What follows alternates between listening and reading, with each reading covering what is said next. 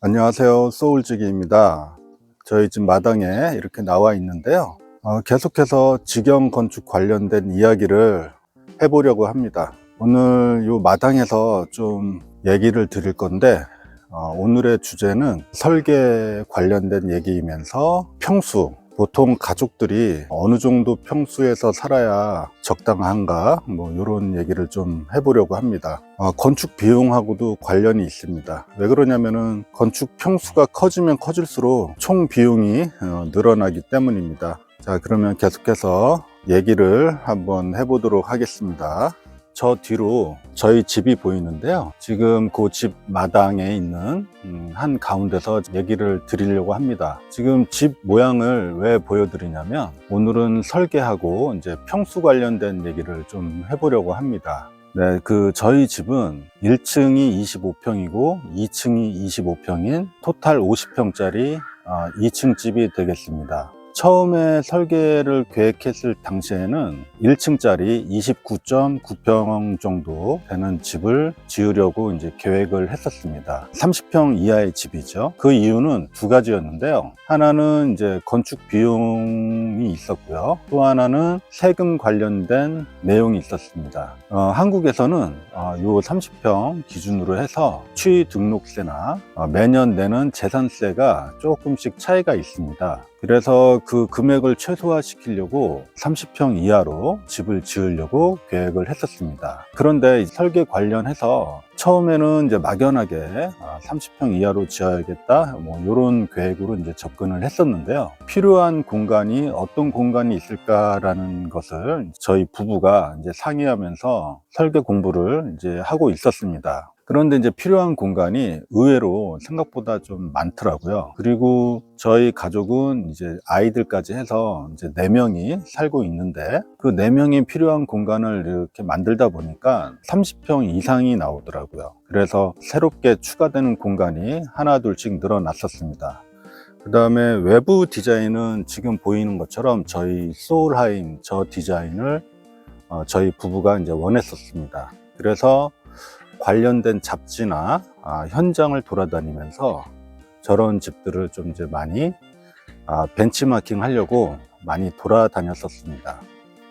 그래서 이제 최종적으로 저런 디자인이 이제 정해졌고요. 그 다음에 중요한 거는 이제 외부 디자인은 저렇게 정해졌지만 실내 공간이 이제 쓰이는 평수가 늘어나게 됐습니다. 그 공간을 이제 조금 필요한 공간을 확보해 나가다 보니까 처음에 30평에서 시작해서 35평, 40평, 45평 이렇게 이제 늘어나게 됐습니다. 그런데 지금 보이는 저 디자인에서는 2층이 지붕이 벽으로 쓰이는 이제 그런 구조의 디자인이기 때문에 양 사이드 쪽으로는 죽는 공간이 한 4~5평이 나왔었습니다.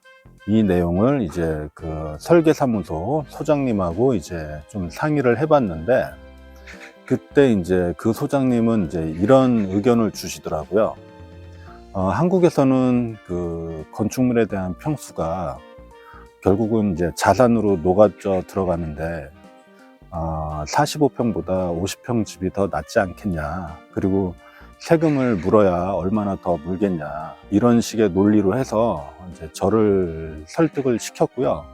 그 당시 때 기준으로는 이제 그 얘기가 맞다고 판단해서 50평으로 이제 확정하고 이제 건축을 하게 되었습니다. 근데 이제 진짜 얘기는 이제 여기에서부터 이제 시작이 됩니다. 지금까지 9년 정도 이제 이 집에서 지금 살고 있는데, 그러면 우리 4명의 가족이 실질적으로 쓰는 공간은 얼마인지를 이제 한번 생각을 해봤거든요. 죽는 공간을 이제 대략 계산을 해보니까 한 10평 정도 되었습니다. 그러니까 저희 가족이 필요한 공간은 40평이면 이제 충분한 집이 되었습니다. 살아오면서 이제 느낀 점은, 집을 설계했을 때 당시의 평수보다 줄여서 지어도 상관이 없다라는 것을 알게 되었습니다. 왜 그러냐면, 처음에 집을 지을 때는 그 단독주택을 짓거나 전원주택을 짓게 되면 그 인생의 집을 한 번 대부분 짓잖아요. 인생의 로망이거든요.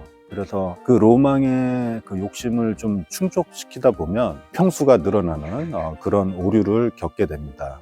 턴키 공사든 직영 공사이든 그런 거에 이제 상관없이 가족의 라이프 스타일을 제대로 반영된 그런 건축을 하시려면 설계에 관련된 공부를 꼭 하셨으면 하는 바람을 말씀을 드립니다.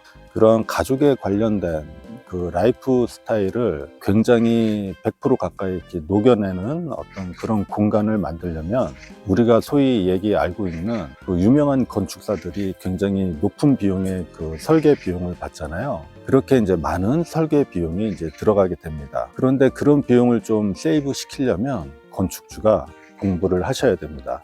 그 공부는 설계도 프로그램을 가지고선 이제 공부하라는 얘기는 아니고요. 설계 관련된 잡지, 그 다음에 미리 지어진 그런 집들을 구경하시면서 정보를 습득하시고요. 그 다음에 그 관련된 책자, 이런 것들을 이제 보시면 되겠습니다. 그 프로그램을 가지고 직접 그리지 못하시면 그런 얘기들을 잘 정리해서 설계사한테 이제 전달만 잘 해주시면 반영이 충분히 될 거라고 생각이 됩니다.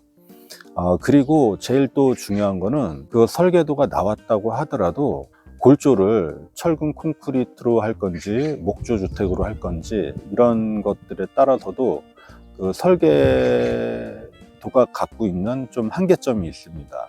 그래서 그 확정 도면이 나오기 전에 시공을 하려고 하는 골조 그 관련된 업체나 시공사 아니면 시공팀장하고 설계도를 의논을 미리 해 놓으셔야 나중에 시공을 하시면서 하자 관련된 부분을 이제 최소한으로 할 수 있고요. 그것이 되어야만 가족들의 라이프 사이클이 녹여져 있는 그런 도면을 만들어 내셔야 됩니다. 그리고 그런 공간을 만드셔야 됩니다. 결국은 평수가 이제 나중에 정해지게 되겠죠. 건축을 하실 때 이런 설계도나 평수, 공간, 가족들이 필요한 공간이 되겠습니다. 그런 것들을 좀 면밀히 살피셔가지고 저처럼 한 10평 정도 죽는 공간이 생기지 않도록 하시면 건축비가 굉장히 많이 세이브가 되겠죠. 10평이면 이제 제가 앞전에 올린 영상에 평당 700만 원 계산했는데 이제 7천만 원 정도 되잖아요. 그러니까 굉장히 큰 금액이기 때문에